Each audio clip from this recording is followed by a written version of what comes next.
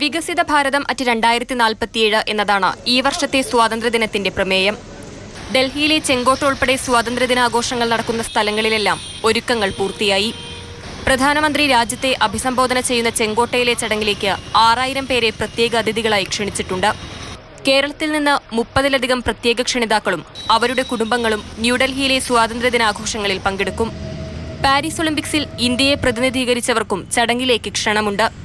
സമൂഹത്തിൽ ഭിന്നതയുണ്ടാക്കുന്ന പ്രവണതകൾ പാടെ തള്ളിക്കളയണമെന്ന് രാഷ്ട്രപതി ദ്രൗപദി മുർമു സ്വാതന്ത്ര്യദിന സന്ദേശത്തിൽ ആവശ്യപ്പെട്ടു.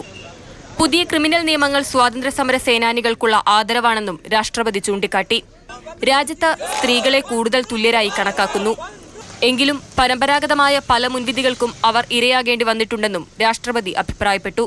हमारे समाज में महिलाओं को केवल समानता का ही नहीं बल्कि समानता से भी ऊपर का दर्जा दिया जाता है. ജമ്മുവിലെ ഭീകരാക്രമണങ്ങളുടെ പശ്ചാത്തലത്തിൽ കനത്ത സുരക്ഷയാണ് ഡൽഹി ഉൾപ്പെടെ ഉത്തരേന്ത്യയിലെ പല സ്ഥലങ്ങളിലും ഒരുക്കിയിരിക്കുന്നത്. മാതൃഭൂമി ന്യൂസ്, ഡൽഹി.